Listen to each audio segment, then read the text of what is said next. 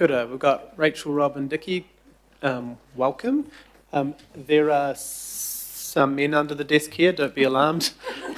They're just fixing that our monitors aren't working, so everything else is okay. You might see us jump a couple of times. No, okay, thank you very much for coming. I know this is can be quite a heated, it's a very intense kind of issue. We've seen it all through the media, and we've had some presentations, especially community committee, which have been quite upsetting and raw. And I think if you just want to, I think the paper's fairly straightforward, and I'll move what's there. But who's going to kick us off? Kia ora, thank you, Chair. And good morning, councillors. So what I was proposing to do was just to take you through a very high-level summary of the report. And here to assist me with any questions that you might have, I have Rob Irvine, who is our General Manager of Licensing and Compliance, and Dickie Humphreys, who's our Head of Community Impact. So the purpose of the report is to seek delegated authority for nominated members of the committee to approve Auckland Council's final submission on the proposed amendments to the Summary Offences Act to introduce police move-on orders, and to provide the committee members with an overview of the proposal and some of the key issues that staff have identified that could be reflected in Council's submission for feedback prior to finalisation. So just by way of quick overview, the government has introduced legislation to amend the Summary Offences Act to enable police to issue move-on orders requiring individuals to leave a specified public place for a defined period of time. The amendments are proposed as an immediate tool for police to address public disorder and antisocial behaviour in public spaces. Of particular note is that a new Section 8A would provide that a constable can issue a move-on order to a person aged 14 years or older who is in a public place if that constable has reasonable grounds to suspect that the person is engaging in or has recently engaged in any of the following behaviours: behaving in a way that is disorderly, intimidating or threatening, behaving in a disruptive manner, unreasonably obstructing, hindering or preventing someone from entering or leaving a place where a lawful trade, business or occupation is being conducted, breaching the peace, begging or rough sleeping or setting up personal possessions, makeshift shelters or other structures indicating an intent to inhabit the public place. I think it's important to note that a move-on order is intended to be part of a graduated enforcement approach. So if a move-on order is followed, it will not result in any criminal offending. However, a breach of the move-on order may result in penalties, including fines up to $2,000 or imprisonment. Elements of the proposed amendments could support the Council's compliance officers in their roles through more immediate compliance and risk reduction by addressing minor antisocial behaviour and public nuisance before it escalates. This alongside an increase in public perceptions of safety and help to address concerns about the impact of antisocial behaviour on economic outcomes in urban centres could also be useful. We do, however, consider that the specific behaviour criteria of begging and rough sleeping should be removed from the bill, as most people who sleep rough do so because they are homeless. Homelessness and begging are not synonymous with antisocial or disorderly behaviour.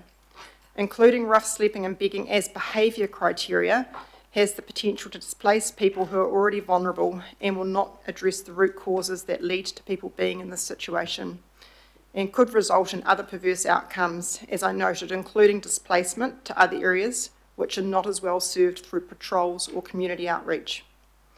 It is the staff view that the remaining criteria proposed would sufficiently cover activities that impact public disorder, safety and accessibility. A draft submission is currently being prepared and will be finalised following feedback from the committee. Submissions on the bill close on the 3rd of July, and due to constrained legislative timeframes, it's recommended to you that the committee grant delegated authority for approval to ensure that timely finalisation and lodgement of the submission can occur. Thank you, and just open to any questions. Cool, thank you. We've got a bit of discussion obviously to come in questions. I also, my belief is that the submission is clearly pointing out we oppose move-on orders for rough sleeping and begging, but I want, I guess, some questions around the table of what that might mean, because the other thing, am I correct in saying, in talking to the City Mission this week, is that the other part of the move-on orders actually is a gives police a weaker offence than arresting, like a different tool to deal with the disorder part, because at the moment their main tool is arrest. Do you want to go through why we are separating out the two? Yes, thank you. And I might try and address this, the response to the first part of your question with a bit of an example. So I had the opportunity to speak to some policy staff at the Ministry of Justice recently, and I posed the question to them why, for example, aggressive busking hadn't been included as one of the behaviours, because we do have issues with aggressive busking, like we can also have problems with aggressive begging. The response that I got was that in that scenario, it was already covered by the other behaviours listed. So those of behaving in a way that is disorderly, intimidating or threatening, behaving in a disruptive manner, unreasonably obstructing, hindering or preventing someone from entering or leaving a place where a lawful trade, business or occupation is being conducted, or just breaching the peace generally. So if you follow that logic in terms of, if there were issues specifically associated with begging or with rough sleeping, our view is that they're adequately covered in those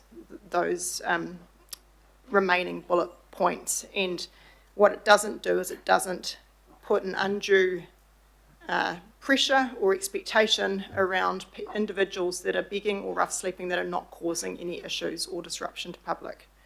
In respect of your other question, I might pass that one over to Rob just to respond to in terms of just the graduated response that police have when we're dealing with these matters.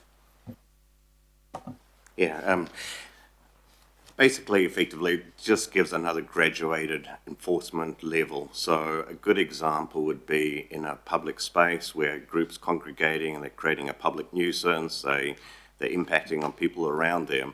This gives police a tool that doesn't go as far as arresting or detaining them. It basically gives them a tool that says, look, we can issue a move-on order for that group then to disperse under that condition. So coming back to what Rachel covered off earlier, it is that graduated enforcement level that enables the police to have a tool that doesn't go as far as arrest.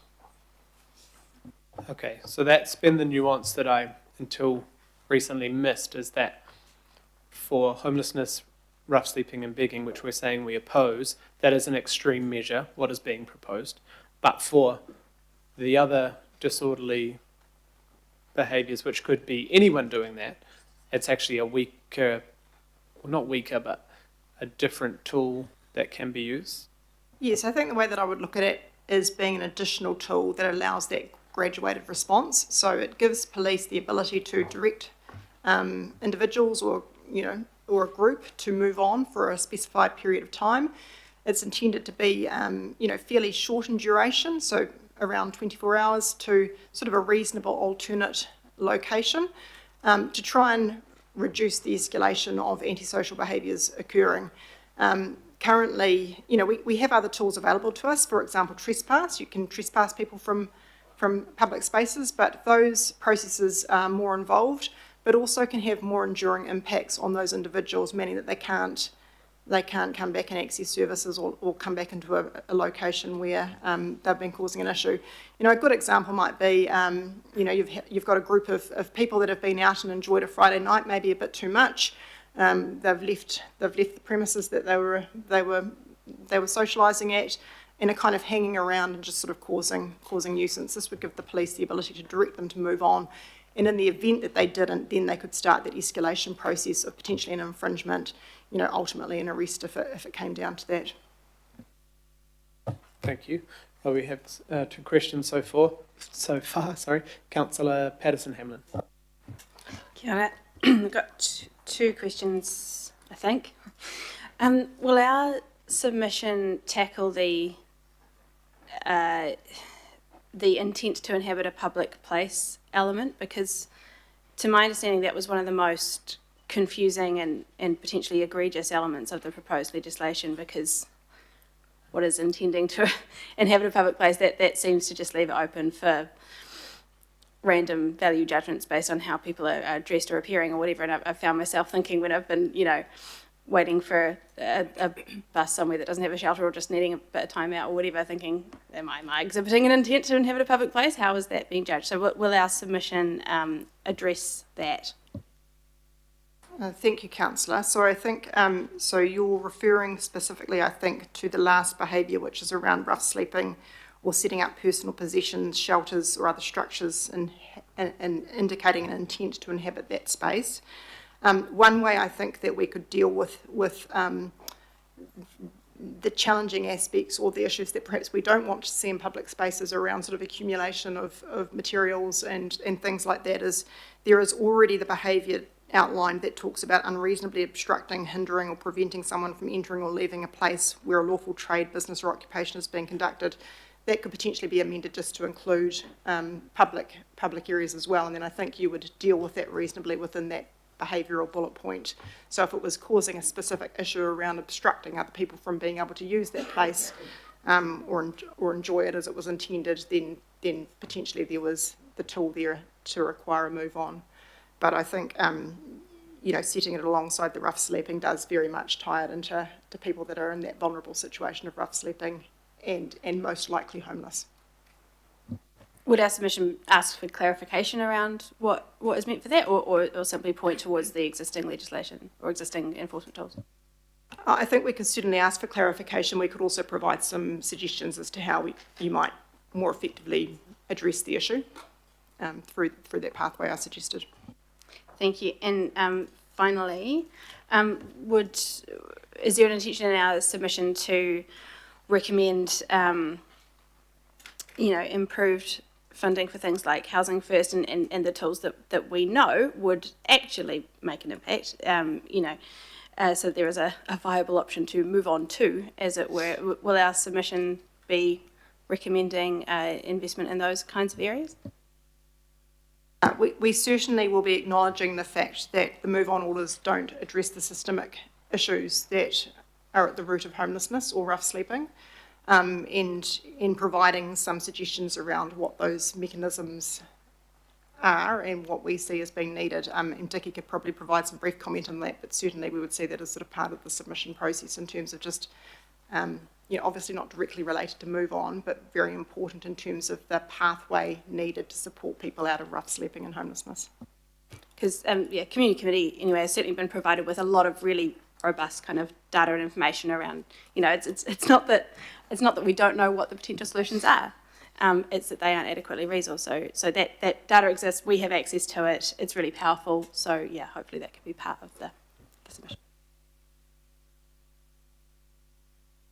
I'm done.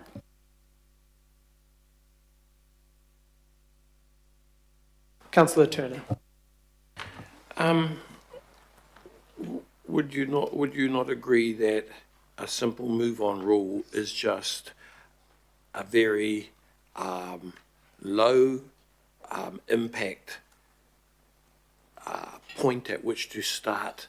Like someone's in these situations in the streets and stuff, just to say, could you move on? This is unacceptable. Is that not a sort of the most simplest way to let someone know that the activity behaviour is not acceptable? Are we not overcomplicating the delivery of the intent by these rules? Thank you for that question. I think what we're suggesting is actually more of a simple approach where we focus on the core behaviours that cause a problem to the public. So those behaviours around behaving in a way that's disorderly or intimidating or threatening, that causes disruption, use of public spaces. So certainly the move on orders are intended to be graduated like you've described. So, they are an ask really in the first instance. And then if people don't comply with that ask, then obviously the enforcement approach steps up. But what we're suggesting is that including begging and rough sleeping is just general behaviours that would be subject to the move on orders, that we don't think that's needed because it doesn't necessarily address the actual antisocial behaviours, and it is focusing very much on a vulnerable community that may or may not be causing issues through those activities. Thank you. Councillor Henderson. Thanks. I've got a number of questions. Just not just as a former, or I suppose current lawyer, I've still got my cert, but someone that as an Aucklander, I'm really concerned about all this. firstly, looking at the formal local board engagement, I know that wasn't possible with timeframes, but I wonder if an informal opportunity was considered talking to, say, the Waitemata local board, maybe a handful of others that have been severely impacted by the homelessness sort of issue, I suppose. Did you consider having a chat to those local board chairs maybe and getting their input? We haven't had the opportunity to have that discussion with local board chairs at this point in time, just noting the timeframes, but it is something that we could still look at doing if timing allows, but it is quite a condensed response period.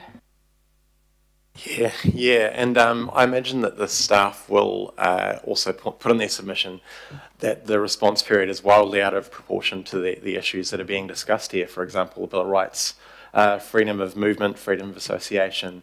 Are you going to be making that point that the time frame is wildly inappropriate and it should be part of a broader conversation? That's certainly something we can consider, and noting, of course, that we're proposing that a delegation from this committee has the sort of final oversight of what we submit. If that's something the committee feels strongly about, we can make sure that's included. Thank you. And another sort of point that I'd been thinking about is the city deal kind of work and obligations around continued discussion and working closer with central government. Perhaps we could consider that the government can come and talk us through some of the issues that they're trying to deal with this. Would you consider putting that in the submission as well? I wonder if, you're correct, we've got a joint agency approach to working on issues specifically in the city centre. Yeah. And I'm very happy to raise the suggestion of a presentation back to committee at some point through that forum. Equally, we could look at making that request through the submission. Yeah, entirely sort of up to you how to handle that, I reckon, but just something that has been on my mind. Looking at paragraph 7 of the report, operating for disorderly behaviour, I mean, there's already laws in place for that. So I'm just wondering what they're proposing, how is that any different to the current legal framework? If someone is being disorderly in a public place, that is unlawful already. So are you sort of pointing that bit out as well? I might pass that to Rob to make some additional comments on, but I think what this does is, again, gives us a set of additional tools that sort of act in a graduated fashion. Yeah. We do have a range of tools that are currently available to us, but they do sort of operate at two ends of extremes. So, at one end, quite light, at the other end, sort of prosecution. But Rob, you might want to comment further on that. Yes, so through the chair, our public safety and nuisance bylaw does cover a lot of these behaviours as part of the bylaw that was set. And I think coming back to, again, some of the earlier comments, our approach is always at education first, working with the individuals that are actually behaving disorderly or the like in the public space. I think, again, coming back to the key with this is that we almost jump from, particularly on the bylaw, we jump from effectively a coercion notice to our only other option is prosecution. And in cases like this, we would never go down that pathway.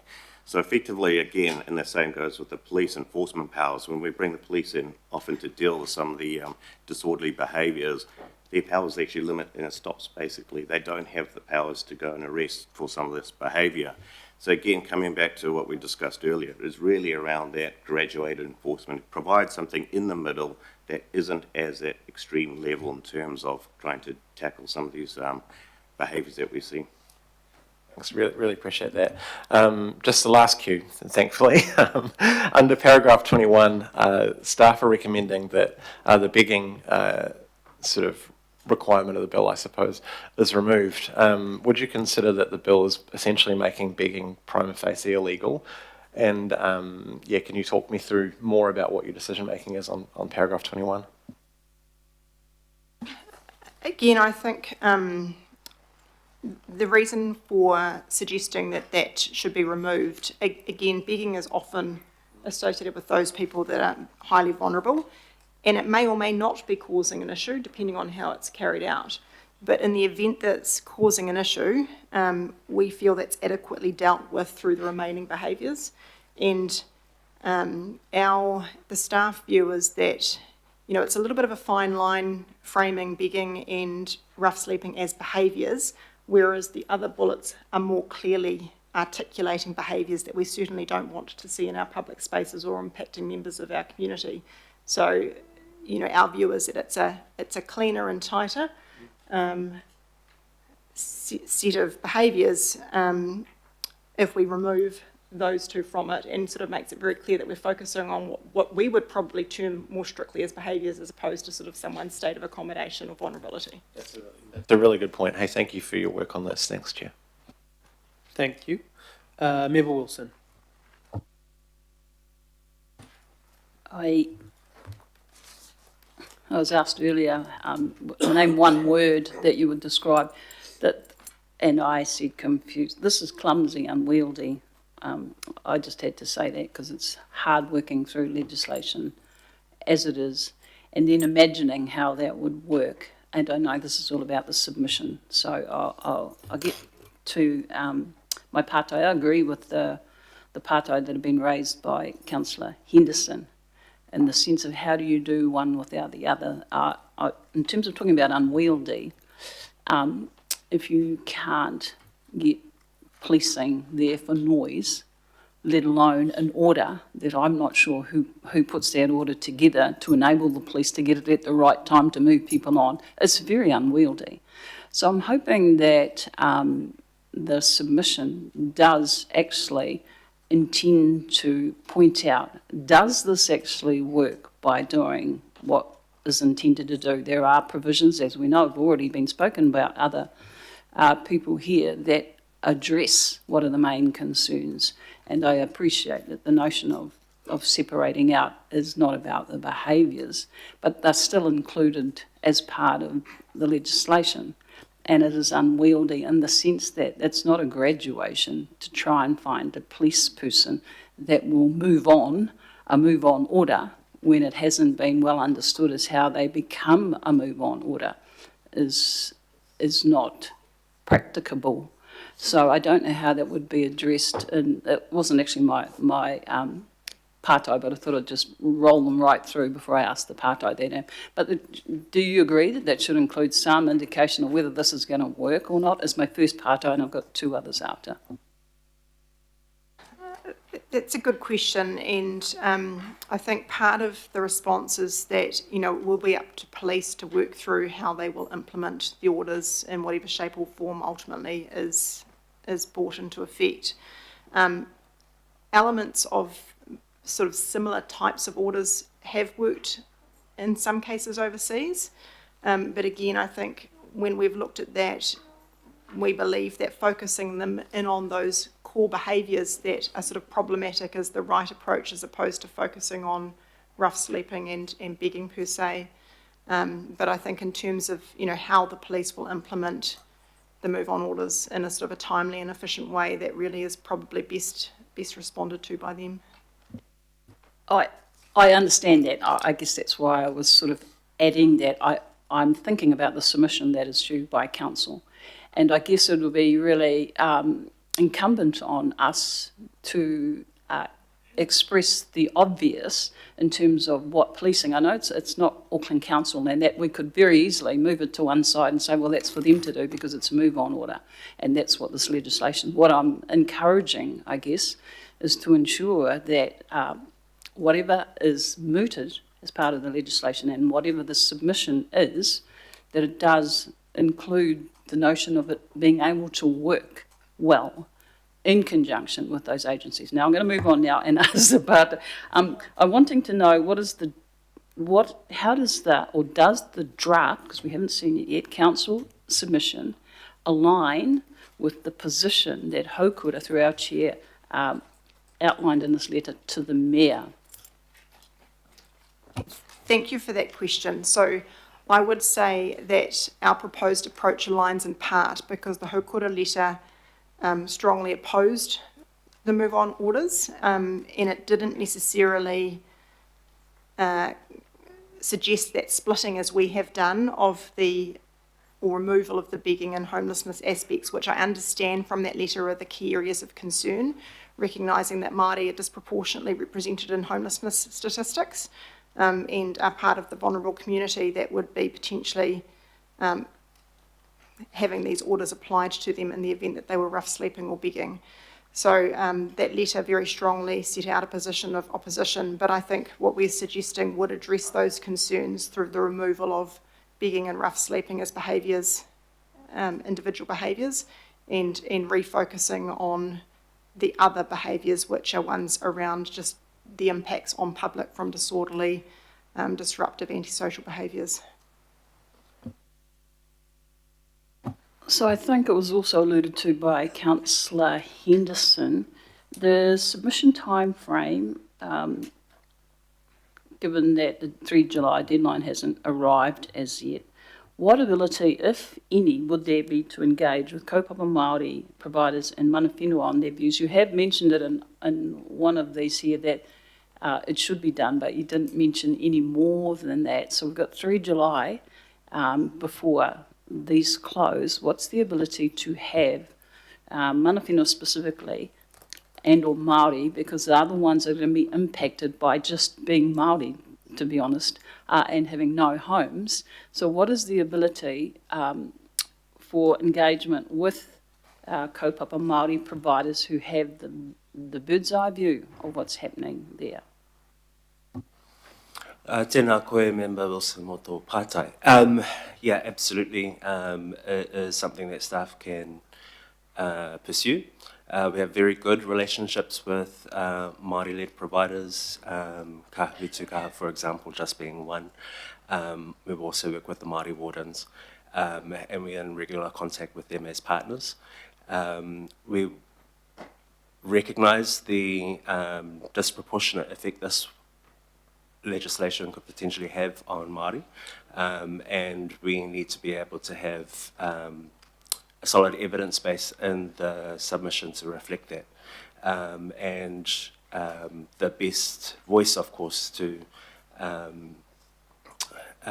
make that case or to provide that evidence is with our Māori-led service providers in the sector. Thank you. Just lastly, so you've acknowledged the significant impact it will have on Māori, and you say that you've addressed, well, as best as you can, because there'll be fierce opposition, and that's no surprise to anyone. There'll be fierce opposition. You will be aware there'll be fierce opposition to this. What of that you will get if you are to undertake some kōrero would you put into the submission as a result of the fierce opposition that you would get in engaging not only with Māori, but those that are dealing with those on the front line? Tika. So it will come to the framing of the submission, and that there will be what is in scope and what is out of scope. And for those parts of the kōrero that belong solely to those partners, that will be for them to take forward. And for what falls into scope of the council submission, then we are able to speak together. I think in terms of the legislation that is proposed, it is framed, the policy problem is framed as disorderly behaviour. But when it comes to homelessness and begging, our understanding is that that is a different policy problem that requires a different set of interventions. And so the framing will speak to what is the policy problem that is trying to be solved here, what of the draft legislation meets that, what doesn't, and what do we say about that which doesn't. When it comes to our Māori service partners, they will also have a view, and where those views can speak strongly or are aligned with the framing or the scope of the submission, then that's our opportunity to move together. And then for all other parts of their kōrero, then their own rangatiratanga will take them forward on their own kōrero. Ka pai, I heard yes. Thank you. Kia ora, thank you. Deputy Mayor. Yeah, I think you've just hit the nail on the head. That was I think that's a key part of our submission, if I can say. It's splitting them into two and not putting everything all into one go. Look, so well done. I think that you just made it really clear for me. But I've been contacted a lot on this issue. So I just want to ask you some questions just from a practical perspective of situations people have given me and just see what the outcome is, right? So, for example, if you had a business and someone was sleeping in your shop front, once someone wants to get into that shop front and business is started of the day, they were sleeping in the shop front, and we are taking away rough sleeping as that option, that would still be covered under unreasonably obstructing, hindering, or preventing someone from entering or leaving a place, all right? So that would be covered. I'm just trying to think of some of the practical examples. Second one, aggressive begging, not just sitting there with a cup and a sign, but aggressive begging, that would be covered under behaving in a disruptive manner, right? What about our new train stations? If someone wanted to come inside the new CRL stations and rough sleep there, would that be covered under any of the... I think that probably refers back to one of the earlier questions around, I think Councillor Patterson-Hammond's question. Probably there is some clarity needed around that because it doesn't currently include public spaces. So I think if there was an addition to that bullet or that behaviour around unreasonably obstructing, hindering or preventing someone from entering or leaving a place where a lawful trade business, although you could argue, of course, that the provision of transport services are that, the inclusion of public spaces in there could help address that situation where we were having an impact on a provision of public service in the way you've described. Okay, I think I have asked this one before. I think it might have been the CRL team. As far as I know, because those stations are locked at night, all members of the public will need to leave. That's under today without any change. And if it escalated, police, because that's an enclosed locked space after a certain time. I suppose people sleep there people could sleep during the day. They don't necessarily sleep at night. I've just been asked about that one.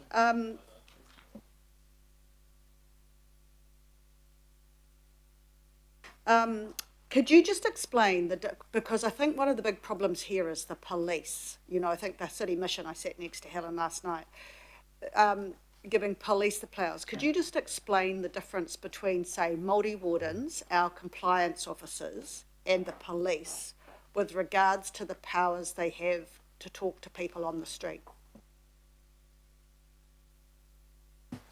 Yeah, through the chair. So our community safety wardens, the ones you see, particularly in the city centre, they operate under our council bylaws. So effectively the powers that are conferred to them sit under our bylaws. And as I outlined earlier, effectively under our bylaws, there's only two really enforcement powers that we have off the back of that. One is a notice and the other one is prosecution, which our wardens, we take a very strong approach around that persuasion. So we actually, we talk about some of the stuff earlier, is that we actually use that as a way to encourage, and if someone's obstructing, the first point is always persuasion to see if they can clean up the area, move on into something, rather than actually taking any strong enforcement action. In terms of then coming back to the police powers really sit more on that where it steps into violence or steps into damage of property, and that's when the police powers step in. So, as articulated earlier, this is actually sitting in that mid-ground in terms of those behaviours that are causing disorder and disruption.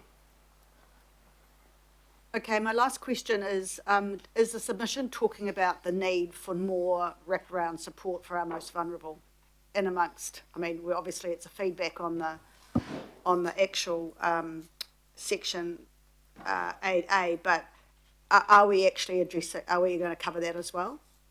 Yes, I think the intent, along with sort of recognising that that the route out of rough sleeping and homelessness is stable housing supply, Equally, that wraparound support, mental health services, addiction services are equally important, because a number of the rough sleepers that we, are regularly working with out on our streets have very complex needs in terms of health and addiction services. So, in order to be able to address the state of homelessness of someone, we really need those supportive services of stable housing, but also those health-related services. And are we also saying that if we were to go with the rough sleeping or setting up personal possessions, one of the worries we have with that is, well, if not there, where? Is that what we're saying that in the submission, right? It's all very well to say you shouldn't be here, but if there's no there. Yes, I think there's a real concern. So obviously the move on orders are intended to be sort of a short duration and to get someone to move sort of a reasonable distance, but not sort of hundreds of kilometres away from the location that they're in. And there isn't actually a strict definition of what's reasonable. So I think there's some further work to be done to help define that. But the intention is, one of the potential perverse outcomes is in asking someone to move on, you sort of lose sight of where they are, and that could mean that they are displaced to another part of the city or a different suburb where, there isn't necessarily the same outreach service, the same safety patrols, the same safety and design in terms of the way that the area is set up. So losing that connection with some of those individuals isn't necessarily a good thing, because that relational approach that we're taking to try and work with our rough sleeping whānau to get them to sort of access services, it can take some time to build up that trust and to sort of ultimately get them connecting with service providers. So there is that potential of displacement and sort of breaking that connection, which I think could be one of the perverse outcomes of these orders. And finally, Chair, I wondered if in our submission we could reference maybe other global cities and the work that they do and the evidence that they have, because it's always good when you compare yourself to other cities who've been probably in this situation and done whatever tools they have. So I think, to have a submission that says, just like insert city, we believe that, I just think that would be a helpful addition to the submission. Thank you. Although I think we're one of the better cities in the way we treat people compared to what we heard at Community Committee in other cities, so just, I guess, acknowledge that. Councillor Ferry online. Kia ora, thanks, Chair. And sorry, I'm not there because I'm sick and I've not got my camera on because my internet is blinking on and off. So if I cut out, just feel free to go to the next person and we'll work it out later. I have got a teenager onto it, so hopefully it won't be the case all day. So Member Wilson asked one of my questions, which was around incorporating the haukura feedback. But I know that there are some local boards who have done resolutions on this, and in particular Waitemata, which is by no means the only local board, but certainly I think probably the most acutely impacted local board. How will we be able to include or will we append their resolutions? I think there is a provision to do that in the submission feedback process. And you're correct, we have had, we've got some resolutions from the Waitemata Local Board, and they do attend the joint agency working stakeholder meetings, so have expressed views through that forum as well. We can certainly make sure that those views where we've got them expressed are shared through the submission.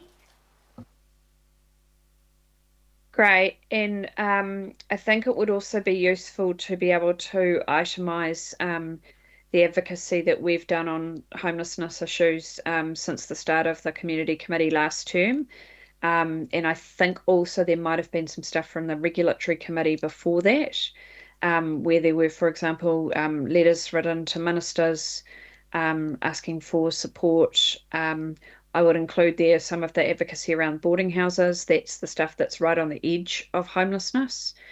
And so it would be good, I think, to articulate, obviously the submission is going to be focused on this piece of legislation, but what I'm really keen that we do with this submission is actually flesh out some of the context that this legislation is acting in, because if people think that the tool being proposed is the only tool, then that takes on quite a different tenor as to, whereas actually this is one tool in a toolbox that's already actually, full, and we know which tools do and don't work. And so I think that context of what's already happening and what's already been advocated for in this space over recent years is really important. Is that something you can include in the submission, please? Yes, thank you for that that question, and you've raised some really good points around the range of advocacy and actually current work that we're doing. For example, the staff technical submission on boarding houses, but we also recently discussed at Regulatory and Safety Committee that there is some review work happening on the local government bylaws, including infringement. So there's a range of different things happening at the moment that I think it would be useful to sort of speak to in terms of just the different policy settings and the things that we're trying to achieve throughout them, and the links that they have or don't have with each other. Thank you. And I think the other thing there to make sure that we are articulating clearly is the investment that council is making, working with partners. Some of that, obviously there's the $500,000 from the mayoral budget and how that's given out, but there's also other regional money that's going in. We had a really good discussion about that at the Hui with Haukura earlier in the year. So again, that's an important part of the context. If what I think it's really important to get across to the MPs considering this bill is that understanding of all the different tools and all the different efforts that are happening in this space. And that will help them to frame up, there's 6 grounds here, right, for a move on orders. If they better understand the context, if they better understand all the work that's happening in the space, and we are one of the key partners coordinating in all places where these issues are the most acute, make a proper assessment of, do all of these things stay in the bill? Are they actually, or are they more effectively dealt with through other means? And I think that's really important. So is that something else you're able to articulate, the work that we are doing and as a partner? So separate from that advocacy or policy work, there is the actual funding that we're putting the pūtea to a bunch of initiatives. Yes, we will include that, because when we talk to the suggested approach of removing begging and rough sleeping, I think it's relevant to put the other context around, why we think they can be removed and what else is happening to support people that are in that situation. Thanks. And so I really strongly support opposing on those two. Well, I know I actually don't like the third one either, but those 2 grounds around begging and rough sleeping. I think we get into a lot of trouble with the final ground around, potential, I can't remember the exact wording off the top of my head, but appearing to be about to try to occupy public space. Are we also able to get some advice from our public law team around the implications around the Bill of Rights Act? We can do that through this process, yes. Yeah, I think that would be useful too. And my final thing to raise was around, you've mentioned, Rachel, a couple of times, the joint agency. So that's the now called the Thriving City Centre Stakeholders Group, I think. That's the one you're referring to? That's an artefact or a product out of the joint agency work. So we are working separately, sort of as offices together. And then we have a stakeholder forum that's hosted through the Minister. I think it would be helpful. So for those who aren't familiar with this group, it used to be, it was previously put together, I think originally by maybe Paul Goldsmith and Mark Mitchell. Simeon Brown was chairing it most recently, and now with the ministerial reshuffle, it's with Simon Watts. And he has renamed it the Thriving City Centre Stakeholders, the stakeholder forum, but it doesn't have a terms of reference or a clear purpose. And I think this would be an opportunity to point out the opportunity that needs to happen. There does actually need to be a clear terms of reference, because at the moment it's sort of operating as a bit of a clearinghouse, but it's very much sort of a one-way conversation on this issue, where there's not really a conversation happening back and forth with ministers. It's just sort of here's what everybody's doing, but there's no sort of there's no clear purpose for it. So I think that would be another useful point to pick up in here, is that I appreciate that the conversations, I think, are evolving and have become more useful in talking about the homelessness aspect of the challenges that our city centre faces, but it still doesn't even have a terms of reference. So that would be another point that I think would be useful for us to pick up. Thanks very much. Is that something you can incorporate, Rachel? I'm wondering whether that's not so relevant to this actual submission, but it is something that I'm happy to pick up and look at how I can raise that through the right channel. Yeah, I think there have been some efforts to raise it, but yeah, okay, I'll leave that with you. Thanks very much, Chair. Thank you, Councillor. Councillor Sayers. Thank you, through the chair. I'm just wanting to disengage the begging and the rough sleeping for a moment, because obviously rough sleeping, in my opinion, is we've lost funding there for third party and the wraparound services, right? So the begging. So around the begging, if it stayed in, what, if any, ability does a council have to say, look, there's certain areas in the city we don't think it's appropriate to have begging, for whatever reasons they might be determined, that you can say, well, look, we don't want begging in these areas. So I'm just trying to understand in terms of the bill. It seems like the bill is a bit of a blanket approach. So just probably two parts to this question. If I ask the first part, can councils isolate areas? If the begging stayed in there, could they isolate areas where they perhaps prefer begging not to occur at all? And then a follow-up question, Chair. Through the chair, as you have to, these move-on orders are a blanket approach, so the application of it would be across multiple areas. Coming back to council's role again, these powers have been are related to police. So in terms of how that then is applied effectively, it would be very similar to, effectively how council applies its compliance approach, which is really around focusing in those areas of the high risk and high harm. So again, I can't really talk for police, but in terms of if they were going to apply that, it may be a pathway that they do.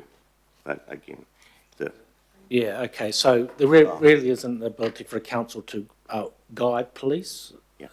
There is obviously another pathway, and that is, again, it's a council decision, your decisions, which is around the amendment to the bylaw.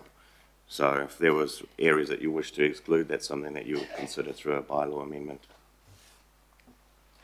Okay, well, that was a nice probably segue into my second question. That's if it does remain with the, just to be clear, if it does remain with the Auckland Council and it is begging is taken out, then even if it's non-aggressive, so if I'm sitting there with my cup, my sign, just sitting there for the day begging, at the moment it seems that that's something that can happen anywhere across the city. But it's saying potentially we could look at areas where we're thinking that a person sitting there with a cup and a sign might not be appropriate for whatever reasons, and we could make an amendment to the bylaw. Is that what you're saying? Yeah, so through the chair, so that's correct. Through the bylaw, we could designate some areas potentially as being areas where we wouldn't allow begging.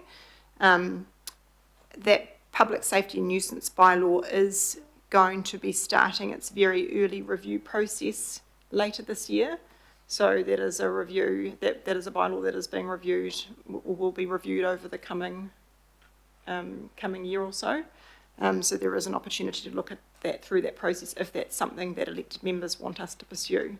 That will be brought to the Regulatory and Safety Committee at the appropriate time for initiation and consideration in terms of what should be in scope.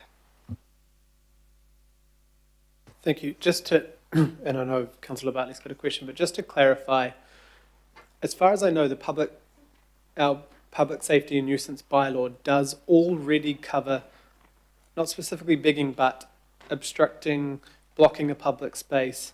So to Councillor Sayer's point, it is addressed already, normally in a kind way, first up, and then we already have the powers to, I guess, remove someone from a doorway who's doing that under the current bylaws.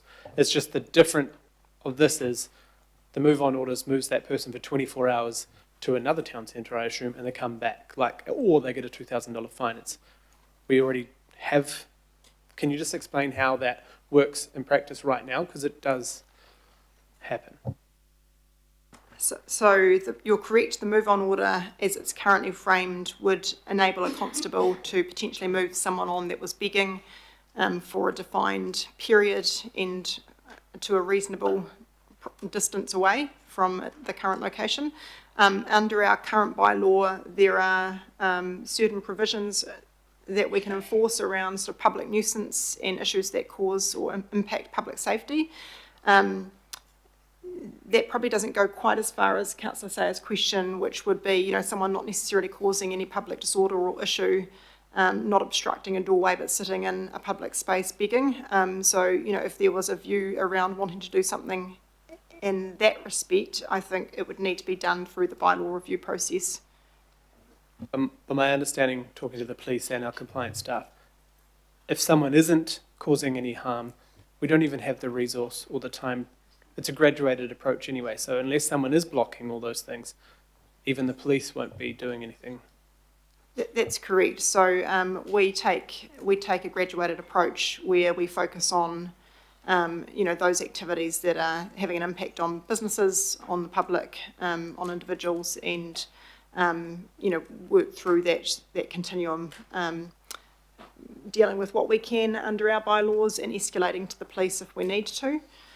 So in that situation where someone's not necessarily causing an issue, we wouldn't take an enforcement approach. A lot of the work as Rob's described is relationship-based. So we do a lot of the work, the compliance team, whilst they wear compliance vests and certainly have the powers to do compliance activity, a lot of the work they do is based on sort of establishing relationships and it's more of a persuasive type approach to dealing with some of the issues, and it generally works fairly well. You will have seen through the time that we've had those officers working across the city centre. They do tremendous work in terms of the early morning wake-ups to get sort of the city up and operating.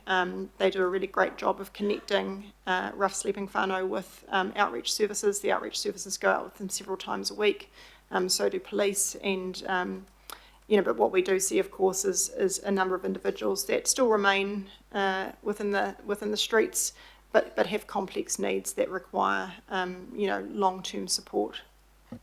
Thank you. Councillor Bartley, number of questions. Oh, thank you. Is there any advice coming to us about how we could do more to support the social services who have said that is the answer to this problem, is more funding for them because the issue has increased? So through the chair, we currently have a number of programs. So we have staff that work in Rob's area in licensing and compliance, so our safety wardens that are out on the street that make those connections with outreach directly. And then we have Dickie's team, Community Impact, that includes a homelessness lead who works very closely with different outreach providers in other parts of the homelessness sector, because it is quite a varied, there are a number of different agencies that work together or need to work together to sort of address some of the challenges that we have around homelessness. In terms of advice on additional different investment, that's something that we would await your direction on through the LTP discussions that are happening. Thank you. What government department does this work come under? Well, it comes under a number of different government departments. So we have Ministry of Housing, we have MSD, Health, obviously, Corrections have an interest in homelessness in terms of people coming out of custodial sentences.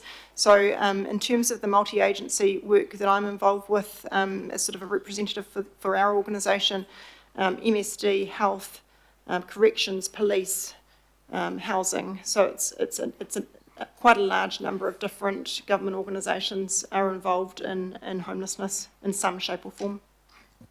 Oh, yeah. But in terms of the move-on orders, would it be Ministry of Justice? Ministry of Justice have a role in the policy settings for the move-on orders, but police, obviously, the other agency that would be involved in the implementation of those. Would you be aware of the Ministry of Justice position on move-on orders? I think the Ministry of Justice, they've obviously been involved in helping draft and provide advice into the move-on orders, and there is, of course, the technical report that goes alongside the publishing of the proposed amendments. That would be the best place to sort of refer in terms of that organisation's position. Yeah. If I could just add, their position was the status quo. The reason being that this will result in more imprisonments of people. Do we have any advice on 14 versus 18-year-olds being sent to prison? We haven't specifically requested that advice. Thank you. Yeah, my understanding, the Ministry of Justice, the Ministry of Housing, a bunch of the other ones, maybe Oranga Tamariki, all oppose move-on orders, like have said that it's not a tool they support. Councillor Fletcher. Oh, thank you. In part, my question has been asked by Councillor Bartley, but I just want to put it to you, Rachel, that I'm really struggling with this, and I know what a compassionate person you are, but obviously the problem has escalated over time to the point that we're seeing legislation in place. And what's coming through is perhaps overreach here, you know, that we're going from recognising there's a problem but to the overreach. My particular interest is in the whole alcohol and drugs addiction area and a failure over the last 20, 30 years for us to have, as a country, sufficient services to actually meet that need. So in terms of the multi-agencies that you're working with, can you give me some measure of comfort? Because I think it's a really hard balance to know in terms of antisocial behaviour, when you're dealing with people who are vulnerable, who have addictions, to actually have these frameworks that in many ways I know it's bespoke to every individual that finds themselves and there's a measure of homelessness, there's all of these other things. But my great concern is that we need to have much stronger advocacy in Auckland around the whole issue of the failure of facilities and residential facilities in particular for drug and alcohol addictions. Do you want to comment on that, please? I could probably make an initial comment and then I might invite Dickie to add some additional reflections. I think, you know, you're certainly touching on what is, I think, a significant barrier to many people being in housing, which is that they're grappling with significant mental health or addiction issues. And we have quite a high threshold for people being compelled to engage in addiction and mental health services. So, you know, that's something people still have their own ability to sort of make their personal decisions about when they choose to access services. You know, like if I broke my arm, you know, I could choose not to go and see a GP, or I could go and get that sorted. Equally, there's a degree to which people can make their own decisions around, you know, their own mental well-being and their choice around accessing addiction services. So, you know, there's that in the background in terms of people's freedom of choice. But certainly, I think, my observation is, and I think one that you've just set out is, it's a very, it is a stretched system. And, we, through the channels that we've got, we're certainly sort of raising the things that we're seeing out on the ground with the relevant government departments in terms of what we think is needed to respond to those. We've done some good work recently with Ministry of Health in terms of having Ministry of Health staff coming out with us on patrols, just to sort of understand some of the challenges that we're facing out on the ground. And we are doing follow-up work with them around how we can support some of our longer-term rough sleeping whānau, and just looking at sort of what options might be available to us. And I think that will help us in terms of, the advocacy position we might take down the track as well. But I might pass to Dickie and see if he's got any additional comments he wishes to make. Yes, thank you, Councillor. It's a difficult one, because the question was, can I give you some comfort and on this issue? And if I'm realistic in terms of what we hear from the sector, from your framing of your question, how we understand the issue, is that when it comes to the intersection of drug and alcohol harm and homelessness, we know that the evidence says that the Housing First program is the intervention that works the best. So that's housing with full wraparound services, which includes full wraparound supports, which includes drug and alcohol supports, mental health supports, social worker supports, etc., in a housed environment. We know that works. Council makes year on year investments into the sector at large, including to Housing First. But what we understand from the sector is that despite Council's best efforts, the overall need is year on year underinvested at large. So while they are very appreciative and generate the best value out of council investments, there are other investors that they would say are underinvesting into this issue. I have a lot more questions, but I hope you can appreciate where I'm coming from, is that the status quo is not working, and so if some form of intervention is required, it's just the level, and that's a real struggle for me to understand, but I certainly hope that we can provide time in some appropriate forum to bring much greater advocacy to this, because it's so long overdue. Thank you. Councillor Williamson, hope you're feeling okay. Thank you for joining us. Question? Yeah, thanks, Mr. Chair. I'm choosing not to put my camera on because it would frighten the hell out of you. My CSA is the only person who's seen photos of what I look like, and it's pretty ghastly. Okay, my concern is around clause 21 in the report and the rough sleeping and begging issue. Can I first of all ask, have we got any specific data or submission or response from the business community? Because if they don't actually think it's a problem and they're fine with where we are, then I don't believe this is an issue for us.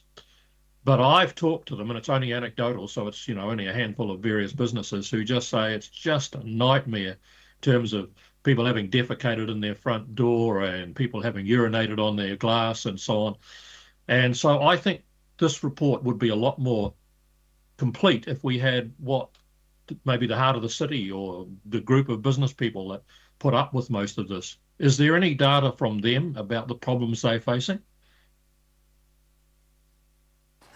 Through the chair, thank you for that question. We haven't gone out and sought the views of the business community in respect of council's submission on the move on orders, but we would expect that interested businesses would be making their own submissions, including those more organised kind of collectives that represent business interest.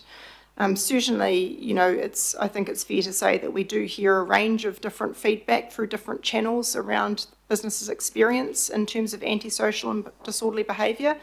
And, much of the efforts of the community safety wardens and through the work we're doing through this joint agency approach has been to look at how we can reduce instances of antisocial and disorderly behaviour, while also looking or taking a compassionate approach to trying to respond to issues around homelessness and rough sleeping. But I mean, those businesses pay an enormous chunk of rates for their properties and trying to get customers in. And if we're going to be an organisation that represents the ratepayers, who are the ones paying all our salaries and all of our cost structures, because in here I'm interested, you say you want to remove begging and rough sleeping because it's a homelessness issue. I went out quite a few times with the Santa Monica police and local council because I was looking at this interestingly around the Santa Monica area in Los Angeles. They found a lot of people who were sleeping in the major traffic corridors where the people were walking and shopping did not want to be even housed in community housing. They were people who were independent, tough spirits. We're not going to have council. So if someone chooses to come and sit and lie and sleep in a street where shopkeepers are trying to have people walking in and out of their shops, and there are alternatives, including even the next street back in most cases, one street removed, where there was no problem in terms of interfering with people accessing retail shopping. So I think it's a little bit more nuanced and a little bit more complex than just saying, oh, it's homelessness, and if these people had a home, we wouldn't have the issue. I'm just surprised that we are not at least trying to find out what those who are directly impacted think about what our submission is, as well as those people who it does impact on. I'll leave it at that.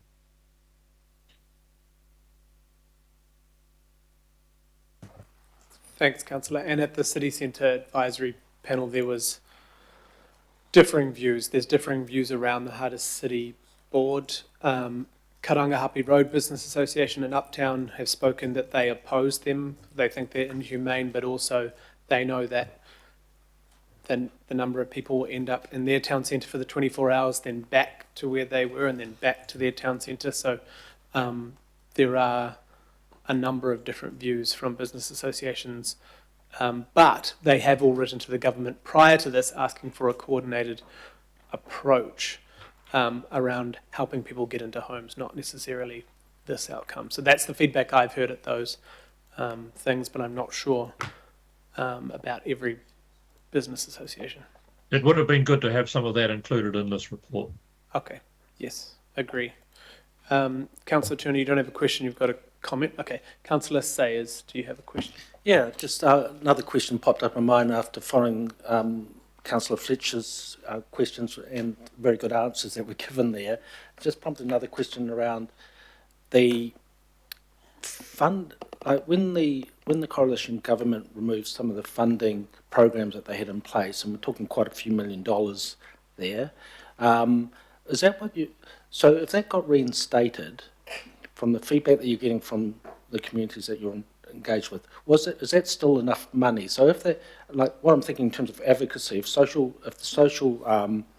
the rough sleeping aspect was to stay in or come out, but we still advocated for the funding to come back and that your hearing is probably required. I'm just trying to ascertain the levels that it was at, and now it's been removed, taking back to those previous levels, would that be adequate, or does it need to be even higher again? Have we got any indications in terms of advocacy we could make around that point? And ideally, probably trying to give a steer on quantum. Thank you for that question. I think just reflecting on Dickie's earlier response to Councillor Fletcher's question, certainly the feedback that we hear from outreach providers is that they need increased investment in housing, and actually that needs to be investment in a pipeline of different types of housing offering. And Dickie might want to talk to that in more detail, but it can't just be sort of, if you fund sort of your immediate access but then don't have sort of your flow through accommodation through to sort of more stable long-term housing, then, you still have issues along that sort of journey into stability. So I'm not sure that we'd be able to talk to the actual quantum, but certainly the feedback we hear from partners is that there needs to be increased investment, although recent investment from central government has been welcomed and has certainly made a difference. But I'll pass to Dickie just to reflect on that. If it's helpful, Rachel, just it's also the wraparound services that go with making sure that people that go into that housing have got all the other needs covered as well. I think it will be, at least for the expectations of this committee, just for us as officers, remind ourselves of the time frame that we have to produce the submission. So the financial analysis around a particular number might put this out of scope. However, it's still very useful to articulate the logic. So if we are going to frame the policy problem as X and that there is a Y and a Z as well in terms of begging and homelessness, then there's a logic to be outlined around what good intervention on those look like. And yeah, I don't want to leave an expectation that we'll produce a figure in producing that logic. Could we, I understand that, and maybe we don't need to produce a number, but what about producing the logic? Yeah, that can be done. Thank you. Councillor Lee. I'll reserve my place for the comments for the debate, Mr. Chair. Thank you. Cool, thank you. You'll be after Councillor Turner. So I have no more questions. My only question would be, will you be including the work the team have been doing around how dramatically rough sleeping increased after the sudden closure of emergency housing? Obviously, emergency housing isn't a solution, but the fact there was that dramatic change with nowhere for many people to go. And I guess I personally have seen it went spiked up pretty dramatically, 100% increase, and it seems to have come back down a bit with some intensive work with housing providers. Yes, because that also speaks to the logic. So while we can speak to the investment element, but there's also the policy framework that has outworkings, and there's a view on why those outworkings have come to be the way they are. Cool. Thank you. Right, we will get you to step back from the table.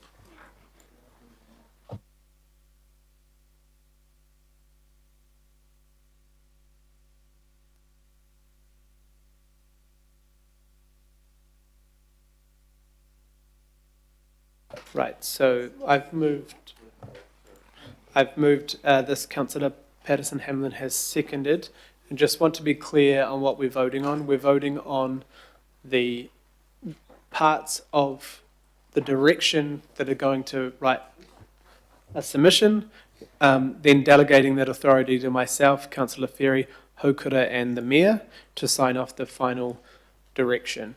What the staff have tried to do is, and I know it's not full throttle support or full throttle opposition, but they've tried to piece together a submission that is clear based on the evidence, based on the experience of the people working on the ground every day, that yes, it would be nice for the police have some less invasive tools for disorder as opposed to just arrest, but on things like homelessness, rough sleeping and begging, and I've heard directly from police members myself how they will possibly move our most vulnerable people in the city down the road, down to Victoria Park, up to Ponsonby, up to Karangahape Road for 24 hours, and what kind of resources that would take, and how you can possibly find someone with no home and probably very little money, $2,000 for not doing so, when actually our teams work so closely with these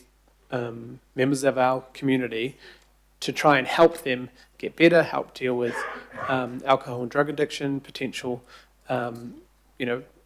serious, concerning issues they've faced. in a methodical way to get them into a home. That is the solution here. So they've tried to focus on the parts that are unworkable in our opinion, and I hope that you've seen around the table that we're trying to find that happy medium on what is a very, very tough issue. Right, we'll go to Councillor Turner. Thank you, Mr. Chair. And I've heard what you've just said then, and I'd agree that it is that there's a lot of loose ends to this debate. There's all sorts of strings in there that we need to try to tie together one day. But in our society, there are unsaid expectations which apply to all areas of public life about how we behave, whether it's in a doctor's surgery or a library or a hospital, even just how we conduct ourselves on the beach.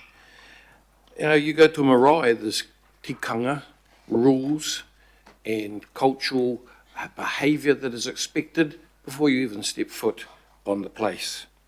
I was driving down Nelson Street in April, and on the corner of Nelson and Cook Street there's a building with a big granite rock outside, and there was a person sitting on that granite rock holding a sign, a highly objectionable sign that that Councillor Watson beside me here has said I should not repeat in this room, despite it not holding any profanities.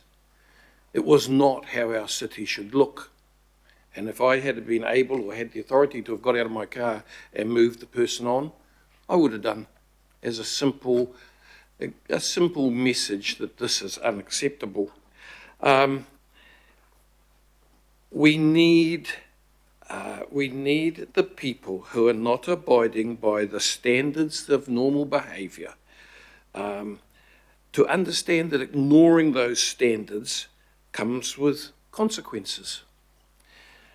My family is involved in a member with very unacceptable social behaviour. Some of my family are in therapy sessions now that are paid for by the government, and I'm really thankful for that. And what they're told, what I'm told when you attend, is it's based on tough love and consequences. So our city centres and public places are for everyone, but they come with societal expectations. And I just think that anything that undermines our wardens, our policemen, our people who are walking the streets and just saying, keep the standard, I think that undermining them is I cannot support that. And a simple move on for 1,000 metres, and while you're walking, have a think why you've been asked to do that, is nothing unacceptable in my opinion, and in the opinion of a bunch of people I've spoken to about this since writing about it in a newsletter in West Auckland. So I can't support this submission, because although I agree with a whole bunch of the complications it acknowledges, we're just looking for a simple action here on the street on the day. Thank you. Thank you, Councillor. Councillor Lee. Councillor Lee.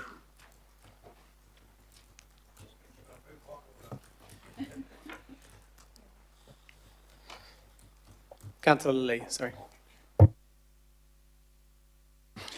Thank you, Mr. Chair. We are dealing with a major social problem here today, and it requires sensitivity, but it also requires honesty.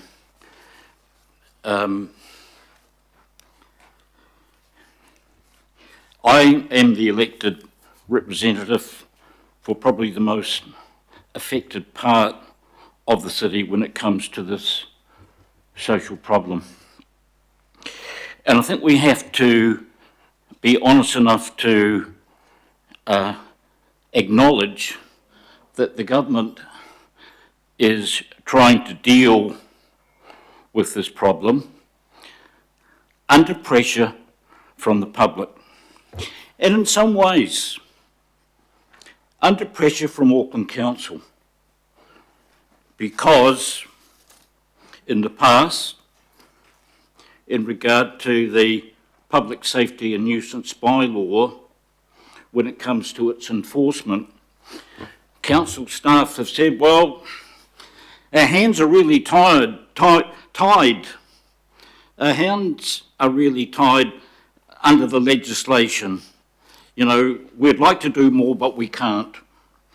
And so this indirect pressure comes on top of the pressure coming from the average people who are concerned about this rough sleeping, we'll call it that, problem. I think the problem here is that the question has become political, part of a culture war, the culture war. So on the one hand, you have, say, the government, the right. Move on. But the question is, move on to where? And then you have the left, full of the milk of human kindness, saying, leave them alone. It's all perfectly fine where they are. And both sides of the culture war are missing the point, in fact, in denial. What we have here in central Auckland is the manifestation of an epidemic of psychiatric illness. Most of the people in the streets, and rough sleepers are not necessarily beggars, and beggars are not necessarily homeless. But nonetheless, overwhelmingly, most of the people you see rough sleeping and begging are afflicted with mental illness, compounded by drug addiction and alcoholism. And the other distinguishing feature actually is that they are destitute. So we live in a post-liberal era of beggars and billionaires, A-listers, the people who want helipads, and the destitute. And that's a problem we have to face. A sensible submission from the council would be strongly advocating the need to move these people on into what they need is care. If they're lying in the street with broken legs or bleeding, an ambulance would be down promptly and they'd be picked up and they'd be taken and given good care. We can be confident of that. But because their illnesses are mental, our mental health sector is just missing in action. And that's where this council should be putting pressure on. It's no point in saying, well, we can't do anything ourselves, which we could actually, and we have done if there's sufficient pressure, if we're honest. We can't do anything because the law's not strong enough.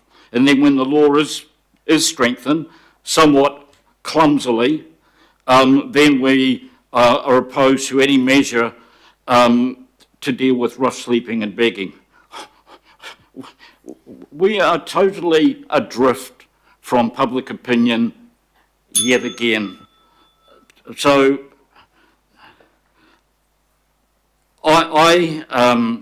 you know, we're having a controversial item further up the agenda where we're going to be voting on intensification, all about housing, potential for 1.4 extra million dwellings and so on. There's not one night shelter people are talking about. We're one of the few cities that doesn't have a night shelter. If we really cared about homelessness, Where is the advocacy for a night shelter? That's what we should be, that's what our part should be in trying to solve the social problem. Not gutting a admittedly clumsy measure from the government. We should be trying to improve it by focusing on the cause and the solution, mental health care, and in terms of short-term homelessness, at least on a night shelter. Thank you. Thank you, Councillor. Councillor Bartley. Thank you. I'm along the same lines as Councillor Lee in regards to where are they going to be moved on to. I had this guy, he had his trolley, he was sleeping in the curb of the Glen Innes McDonald's drive-through. So I picked him out of the garden and I contacted some social services to come and help because he had been consuming alcohol the night before.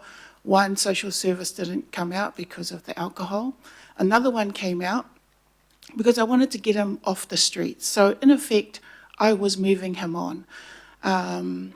This social service came out from out south, picked him up, put him into a place. He defecated, rubbed it all over the walls, peed in the corner, and took off. So this social service doesn't want to deal with that ever again.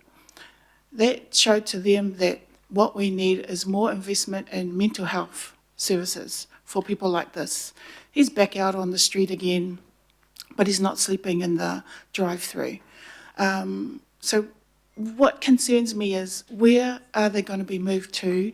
And we already hear from the social services that they need more funding to be able to deal with the issues that they are confronted with. And so that's one point. The other point is the Ministry of Justice have said that this will result in more imprisonments. Obviously, people are begging. They're not going to have $2,000 to pay the fine, so they're going to go to jail instead. The Ministry of Justice in the regulatory impact statement said that the proposed new offences and penalties, they vetted the proposed new offences and penalties and found a criminal offence for breaching a move-on order is disproportionate to the harm caused and will create inconsistency in the law. In the regulatory impact statement, it says indicative estimates suggest up to 6 additional people per year could be sentenced to prison for non-compliance at a cost of $120,000 per prisoner per year, which could trigger the need for significant additional infrastructure investment as there is already limited capacity and low resilience in the prison network. We also know that this is going to disproportionately affect Māori and Pasifika because they are high in the numbers of housing deprived. Yeah. So I would rather we oppose this bill altogether, we condemn it, and we push for it to be withdrawn because it is 100% punching down on the vulnerable, it's criminalising poverty, and it's not going to provide any solutions. I just wish the action was quicker in terms of providing the supports that are necessary for mental health, drug and alcohol, substance abuse, than it is for removing people from the doorway of high-end shops in the city centre. Thank you. Kia ora, Kia ora, Councillor. Thank you. Councillor Henderson. Thanks, and Councillor Bartley, really appreciated their contribution. It's an honour to follow it. I'd rather as well that we were more overt in our opposition to this, to the move on orders, but I'm glad to hear at least from the Chair that we're incorporating the views of those working on the ground. That's good. I'd rather we were stronger, but it is what it is. As I alluded to in my questions, the behaviour that this move on order is trying to stop is that's harmful to the public. It's already unlawful. You're already not allowed to intimidate people. You're already not allowed to harass people on the street. I worry about its inconsistency with the New Zealand Bill of Rights, freedom of movement, and it's an unjustified limitation in my view. Proposed move-on orders, they're allowing police to ban anyone 14 or older from a public place for 24 hours. It's not just an attack on the vulnerable, but it has a chilling effect on democracy and freedom of movement. But triggering this ban, according to the bill, involves simply begging, sleeping rough, trying to live on a street in public. Defying that order carries penalties of $2,000 or 3 months in jail, effectively criminalising those that can't afford shelter, making poverty illegal. They can't pay the fines. They don't have the money. They don't have the support. That's why they're there in that position in the first place. Dispersing people will have unintended consequences as well. And I want to quote an email we received from Auckland City Mission last night that said they are, quote, extremely concerned these orders would displace vulnerable people from services designed to support them into housing. The mission has been located in the central city for 106 years for a reason. We meet